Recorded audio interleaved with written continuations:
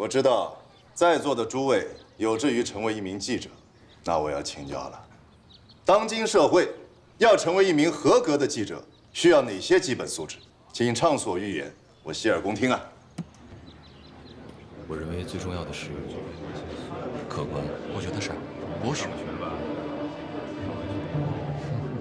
必须要谈说真话。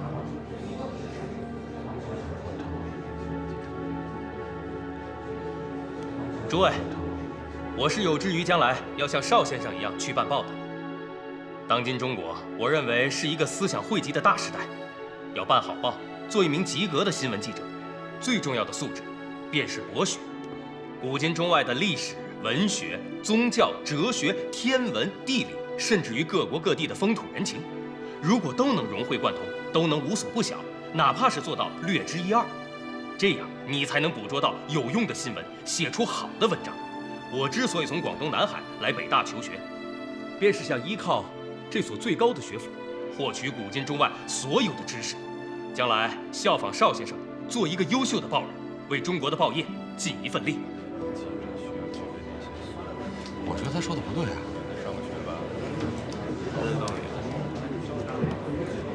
陈俊达同学，你刚才说的很好啊，但是呢，有一点我不敢苟同，那就是你刚才说想要成为一名合格的新闻记者，首先要上大学，甚至得上北京大学这样的学校，才能够成为一名合格的记者。你是这个意思吗？钟夏同学，这不正是如此吗？现如今咱们中国是不是充斥了太多滥竽充数的小报记者？这恰恰是我国报业的悲哀啊！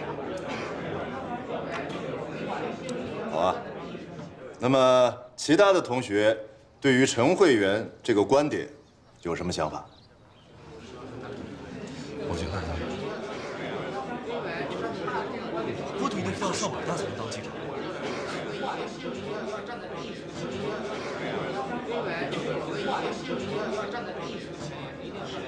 这位同学，请你发言。先生好，我不赞同这位同学的观点，至少他的观点不够全面。我认为，当今时代，要做好一名新闻记者，知识、博学固然重要，但并不是唯一的，甚至并不是最重要的基本要素。而且啊，这知识不一定完全来自于学校的教育，社会也是个大学嘛。所以我认为，要做一名出色的记者，比知识更重要的就是人的思想、立场，还有职业操守。好，请你说的具体一点。我觉得，作为一名新闻记者，不能人云亦云，要对自己获取的信息分析、论证，去伪存真，由表及里，做出自己的判断与结论。当然，这里面立场是至关重要的。我们只有站在大众的立场上，站在历史潮流的前面，维护大多数人的利益和要求，我们的文章才有助于这个社会的进步。当然了，要想做名记者，首先要严格的遵守职业操守，遵循新闻的客观性、真实性，努力的坚持真理，坚持实事求是，自觉地拒绝利益的诱惑和污染。我们现在身处乱世，操守、品行才至关重要。说得好，说得对。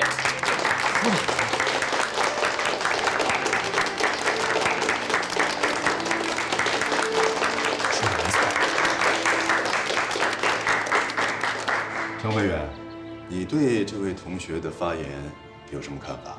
我很想听听你的辩论。尊敬的邵先生，诸位，我只想提醒各位一句，这位同学并不是我们研究会的正式会员，他仅仅是我们北大图书馆的一名助理员。难道大家就算了？对于他的观点，我无法并且不愿意去评论。哎，你怎么这么小心啊？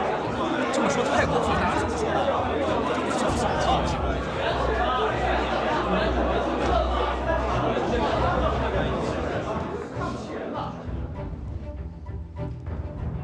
你刚才的讲话让我非常的难过。怎么？难道你以为你一个北大的学生就比一个图书馆的助理员高贵吗？就是。王侯将相宁有种乎？这句话的道理你应该清楚。可是我看你既不是王侯，也不是将相，你怎么就知道毛泽东同学就不是我们的会员呢？依我看，毛泽东对新文学的认知，不比你这个北大哲学门的学生差。我讲完了。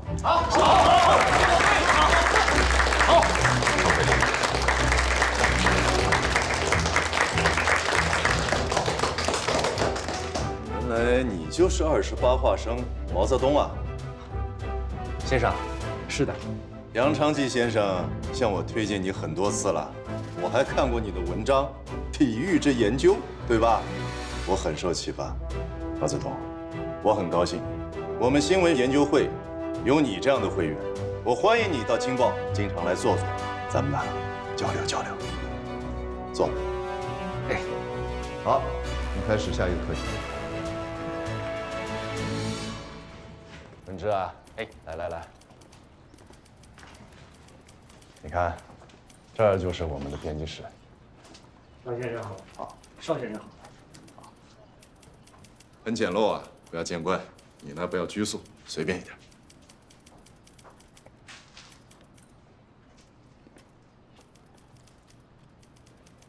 文之，在想什么呢？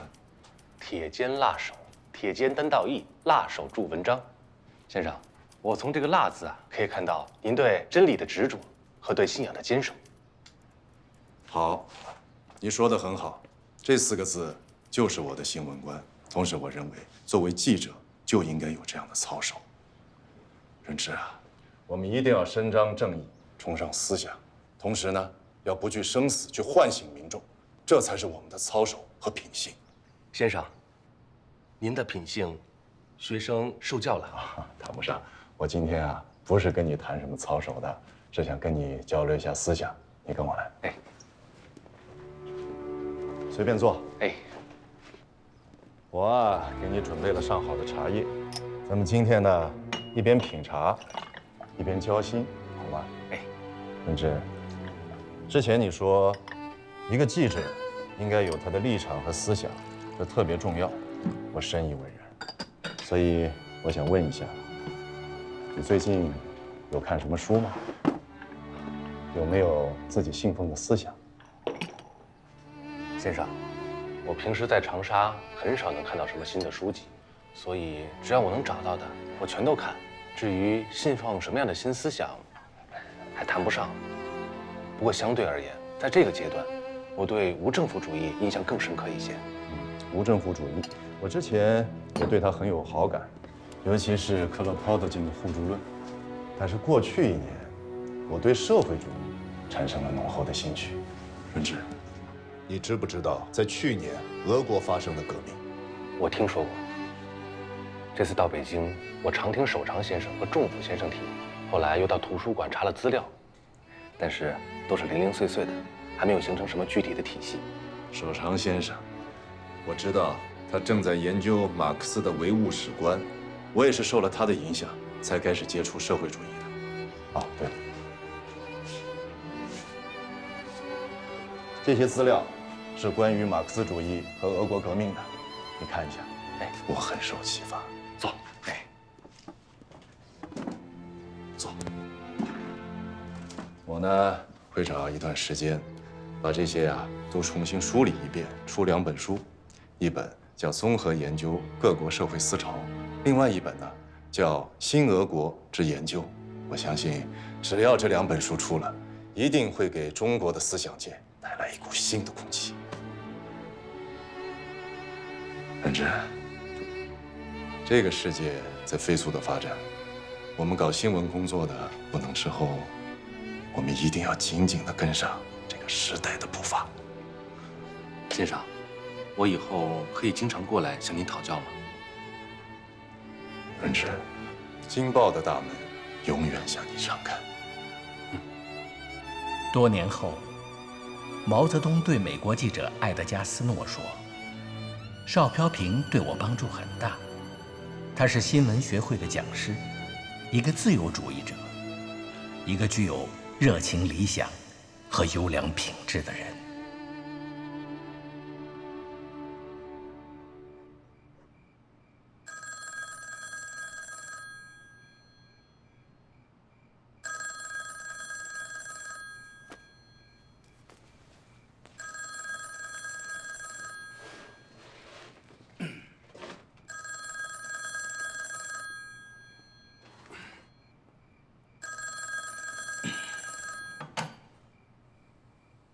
哪位？杰民，好消息，德国投降了，我们胜利了！伯堂兄啊，你真是龙马精神。欧战胜利早是预料中的事情了，也用不着你半夜3更的打电话来把我吵醒了呀。杰民老弟呀，快80年了，中国第一次成了战胜国，你还睡得着觉啊？这样的战胜国有意思吗？值得庆贺吗？管他们怎么想啊，战胜国就是战胜国，你自己都不高兴，人家能让你高兴吗？杰民老弟呀，多少年了，我们可是终于能扬眉吐气一回了，一定要大张旗鼓地庆祝一番。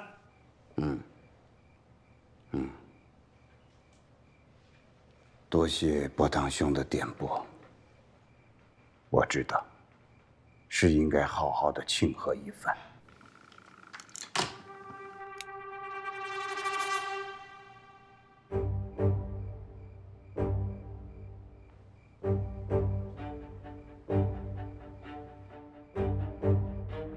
1918年，第一次世界大战以协约国战胜同盟国而宣告结束，中国成为战胜国。消息传来，举国若狂。沉浸在公理战胜强权喜悦中的人们，将象征耻辱的克林德碑改名为公理战胜碑。李大钊在此期间发表了《布尔什维主义的胜利》《新纪元》等文章，并在中央公园发表题为《庶民的胜利》的演说，指出取得这次战争胜利的不是协约国的武力，而是人类世界的新精神，是全世界的庶民。庶民的胜利等文章是李大钊宣传马克思主义和俄国10月革命的重要文献，表明他已经形成了马克思主义的立场和观点，促进了马克思主义在中国的传播。同胞们，自从德国打了败仗，公理战胜强权这句话几乎成了人人的口头禅。那诸位晓得什么是公理，什么是强权吗？简单的说，凡合乎平等自由的就是公理，倚仗自身强力侵害他人平等自由的就是强权。德国倚仗他的学问好，兵力强，专门侵害各国的平等自由。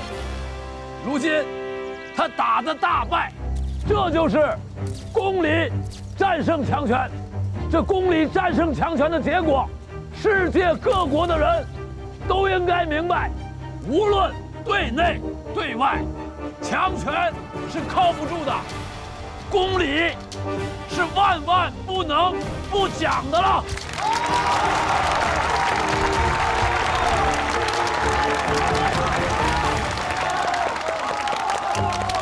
好，接下来有请我们北大的校长蔡元培先生发表演讲。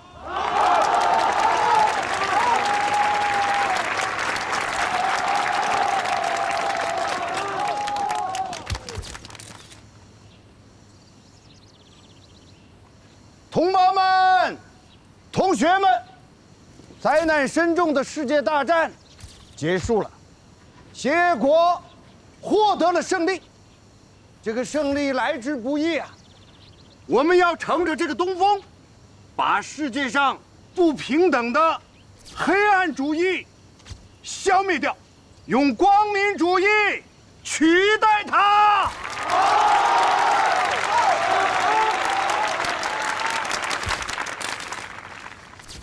我希望国内持强权论的、崇拜武断主义的、好弄阴谋、执着偏见，都要赶快放弃这种黑暗主义，为中国的光明做出努力。驱逐强权，迎接光明；驱逐强权，迎接光明；驱逐强权，迎接光明；驱逐强权，迎接光明。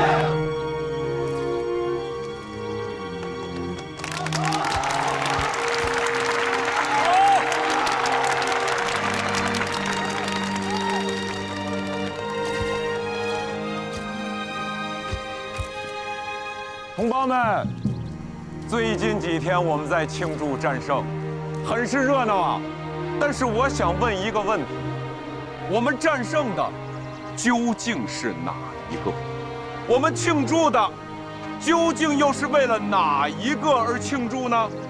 我老老实实的讲一句公道话：这次战胜的绝不是联合国家的武力，而是全世界人类的新精神。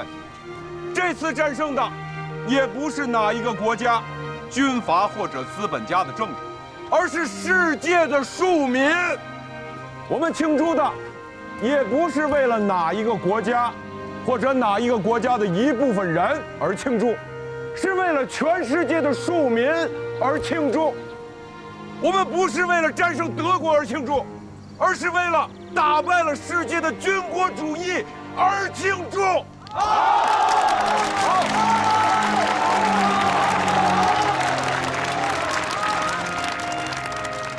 同胞们、同学们，今天在你们当中来了很多长辛店的劳工兄弟们。我要跟大家讲一句话：须知今后的世界要变成劳工的世界，我们应该用此潮流，使一切人都变成工人的机会，不应该用此潮流，使一切人都变成强盗的机会。凡是不做工、吃干饭的，都是强盗。强盗和强盗谋取不正的财产，那也是强盗，没有什么分别。所以我要说，劳工万岁！劳工万岁！劳工万岁！劳工万岁！劳工万岁！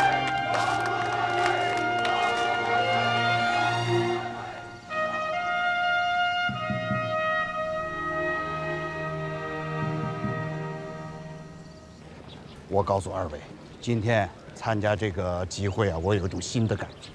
我感觉到我们新文化运动啊，已经到了一个新的转折点。哦，当然我这种感觉还是很朦胧的。过去呢，我们总是在校园里、书斋啊、文人堆。今天呢，我们来到了社会，走进了大众，我感觉到天地啊，一下子宽阔了起来。蔡公啊，你感觉太对了，我跟你有同感。哦，当我听到首长喊出“劳工万岁”的时候，我起了一身鸡皮疙瘩，好像看到了新的世界，找到了新的活力。郑副兄，走向大众，这就是我们要寻找的那个转折点。首长，你今天不错，你那个演讲啊，把问题说得很清楚，也很准确。我看呐，你不光是要做北大图书馆的主任，你还要兼做北大的教授。哎，你在宣传和鼓动群众方面，你比政府啊、市直他们都强。您过奖了。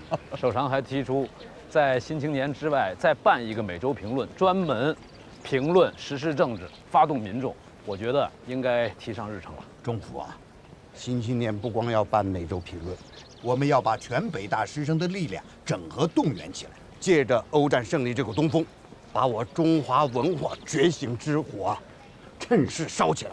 好，回去我们文科就开会布置。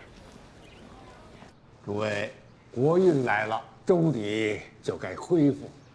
老夫的灵感也来了，你们看，这是老夫新写的小说《惊声和幽梦》，我要乘着欧战胜利的东风，将蔡元培、陈独秀、胡适、钱玄同这帮离经叛道的妖孽送上道德法庭。恩师所言甚是。林叔公啊，您看看这个，这是我为我们杂志《国故》撰写的发刊词。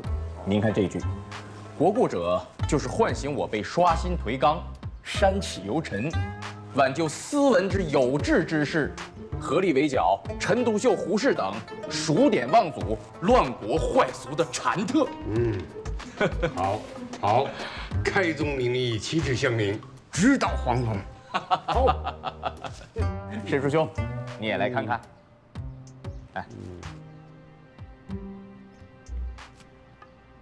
都是一个学府里共事的同仁，你这样指名点姓，撕破脸皮，合适吗？更何况，这国故的经费，还是政府批的。申叔兄，你太过妇人之仁了。那陈独秀就是蔡元培给北大弄来的一个大毒瘤，不将之铲除，北大无宁日。申叔啊，我看你就不要对那个陈独秀抱什么幻想了。我告诉大家，北大很快就要取消学长制了，而陈独秀这个文科学长能不能耗到暑假，还很难说的。据说汤尔和沈尹默这些人在蔡元培面前，近日没少给陈独秀上眼药。看来他们这个新文化的阵容已经开始分化了。没错，据我所知，李大钊跟胡适在很多问题上的看法都不一致。李大钊主张直接议论政治，胡适主张只谈学术。好，太好了，机会终于来了。哎，各位大师在学术上发难，我在政治上动刀。恩师啊，明天我就向国会提交议案，罢免蔡元培这个北大校长，驱逐陈独秀。好，好。我声明，我辜鸿铭绝不做诋毁蔡元培先生的事情。对不起，告辞了。哎，我也告辞了。哎，申叔兄，哼，申叔，哎呀，好啊，真是腐儒啊！刚刚还在笑话人家分化了，结果呢，自己倒先散伙了。哼！恩师别急，我不急，我也不怕，我就是打鬼的钟馗，我就是要和他们这群人战斗到底。哼！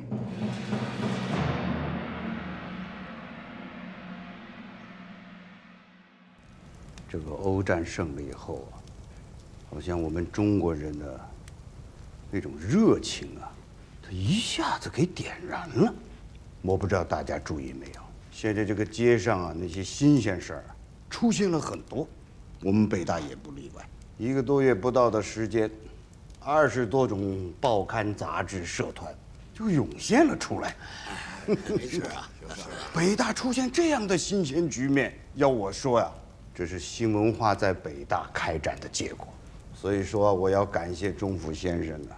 先生，您过奖了。我们从教育部要了一笔研究经费，主要是想专项用于资助我们文科的学术研究，所以就鼓励师生多办一些社团、杂志，那这样大家的积极性就被调动起来了。雨后春笋，势不可挡。蔡先生，当初您提出要多办些社团刊物，我还有所顾虑，认为北大呢不具备学术研究的广泛基础，所以呢立刻没动。现在真是后悔啊！这文科的学团一动起来，整个学校的风气都变了，真是太好了。可不是嘛？以前呢，咱们北大的学生在课外啊，既没有高尚的娱乐，也没有自动的组织，所以啊，学校之外呢，经常搞一些不正常的消遣。没错。不过啊，自从最近开办了各种社团和学会以来，这个风气啊，大大的改观了。同学们自发的组织到一起，再也不去那3瓦2舍之所了。是啊，这文科一带动啊，各科学生纷纷效仿，自发成立了社团，国文学会、史学会、数学会，还有跨系科性的书法研究会、音乐会等等。当然了，研究深入了，争论的问题也就更多了。学术问题呢，现在吵得是一塌糊涂，不亦乐乎啊！这不怕，这不怕，这个争论呢向来是好事，我也提倡争论。钟副校，我听说文科的杂志怎么近来有些争论是吧？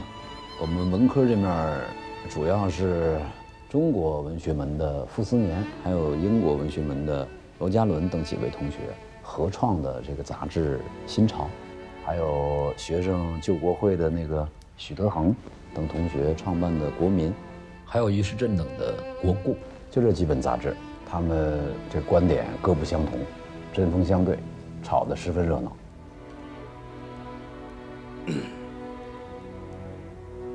这个同学们呢，他愿意创社团、办杂志的形式啊，来培养自己的兴趣，来发表自己的言论，来宣传自己的主张和对时事的看法。我觉得这是要提倡的。这对于他们如何看待时事，如何提高学术交流，陶冶自己的情操，还有扩展自己的事业，都大有好处。就在这个基础之上啊，来提高学生们的精神修养。所以我以为啊，杂志、书刊、社团多多益善，所以各科呀广开门路，大胆实验。我想告诉各位的是，这只是北大革新的一个开始，体制革新要继续跟上去。比如说，我们现在实行的缺长制，它就是一个过渡性的、临时的体制。现在北大正在做的是废门改系，那么学长制也很快就要取消，要成立教务处，来统一领导学校的教学。所以各科学长啊，你们要做好思想准备哦。我这动静都小了，应该改。好了，我们今天就讨论到这儿。好。钟副校，你留一下，我还有点事儿跟你商量一下。啊，好。来，先喝点水。我刚才提的学校革新的事儿啊，你有什么看法？啊，北大要想成为世界一流的大学，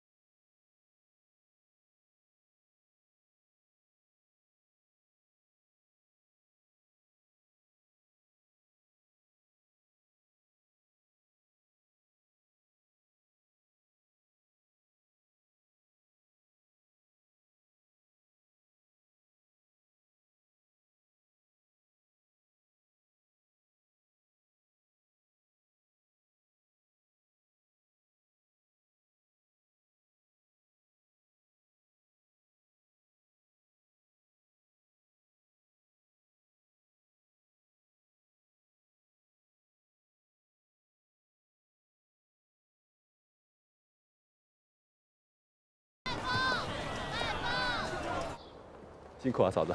好，没事。好，钟副修，来这儿坐。你家饭厅在这儿。啊，没事。好。史之啊，你这离京不到1个月，北大却发生了很大的变化。各科系的学生大力兴办社团，校内刊物那也一下子出现了好几本。你学生办了《新潮》，刘师培、黄侃带一些人办了《国故》，这几本杂志打架，吵得不亦乐乎。什么国故啊？就是想复古呗，不过就是一些故国咸阳的呻吟罢了。最近黄侃总是拿着那个发刊词的初稿到处征求意见，实际上那就是示威。坐这儿像不像自己家院里啊？像。冷不冷啊？不冷，没事儿。您接着说，刚才您说黄侃是吧？啊，我听说他们还点名道姓的骂咱们俩。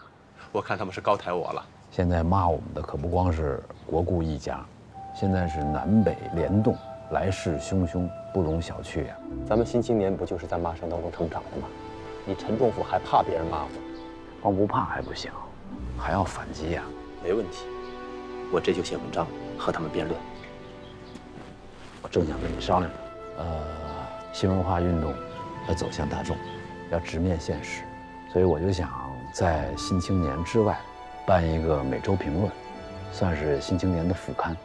蔡先生的意思是想请你协助首长来主持。每周评论是吧？那每周评论的宗旨是什么？每周评论跟《新青年》各司其职吧。侧重不同。《新青年》侧重思想启蒙，每周评论侧重评述时事，批评现实，就一些政治问题、现实问题发表评论。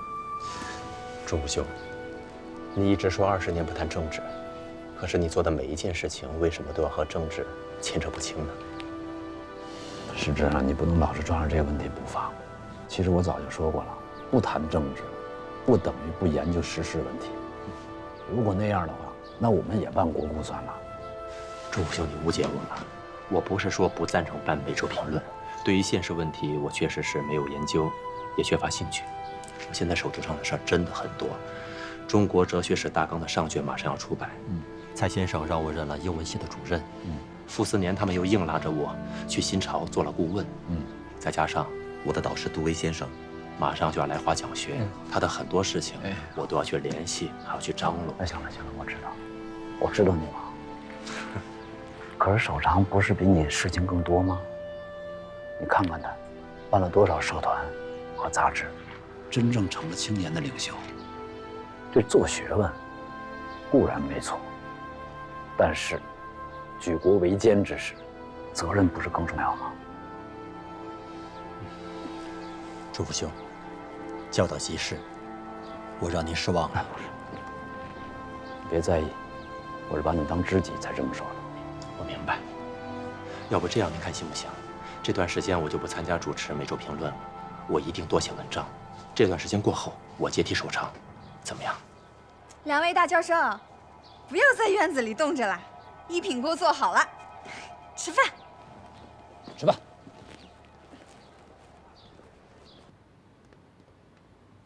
可以开始了。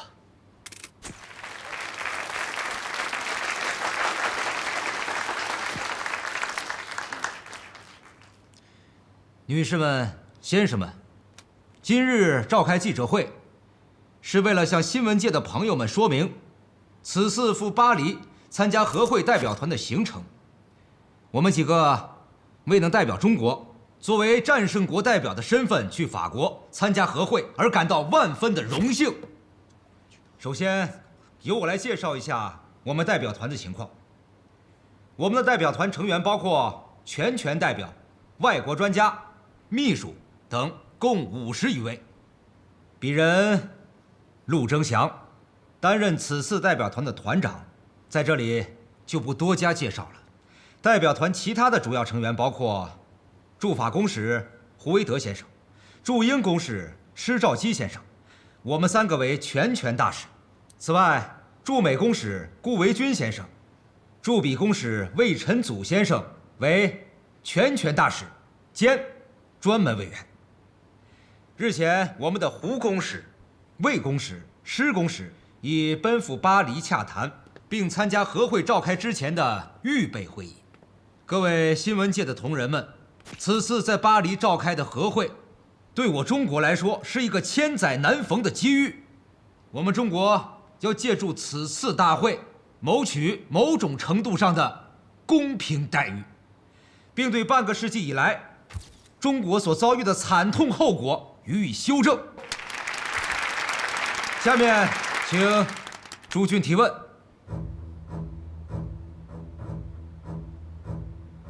请问陆总长，您对此次会议的结果如何预测？前景是否乐观？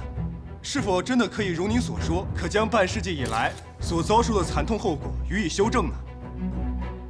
在这次大战中啊，中国对协约国的胜利做出了不可忽略的贡献。在这里，我可以向大家透露，早在中国输送10几万劳工参战之前，英法政府就允诺中国，在战后的和平会议上予以我国5个会议席位，以大国相待，所以鄙人对本次会议充满了信心。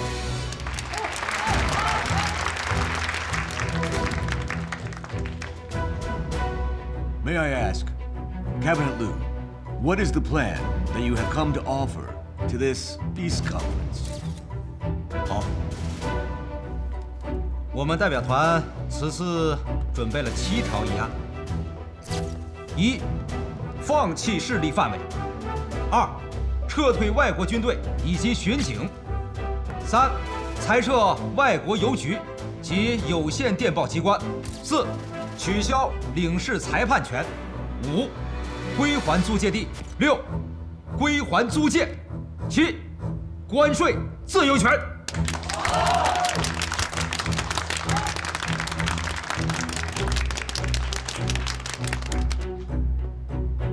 Monsieur le Président, nous avons vu que votre proposition couvrait un éventail de questions. Alors pensez-vous que ces exigences seront satisfaites lors de cette réunion? 我想诸位也许都还记得，1个月前，徐大总统下令将辛丑条约所遗留的克林德碑由东单移至中央公园，并计划将碑文改写为“公理战胜”。你问我在此次大会上，这些提议会不会被通过？我只想回答说，公理必将战胜强权。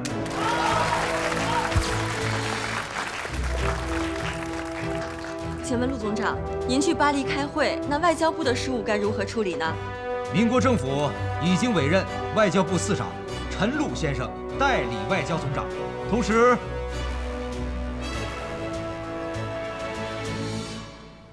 同时将建立中国外交委员会，作为中国外交的决策机构。今天的记者招待会到此结束，谢谢诸位。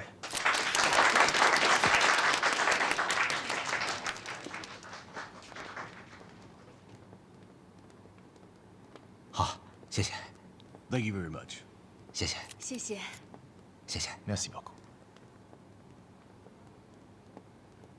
陆总长，总统训示。我这刚开完记者招待会，他们又出什么幺蛾子了？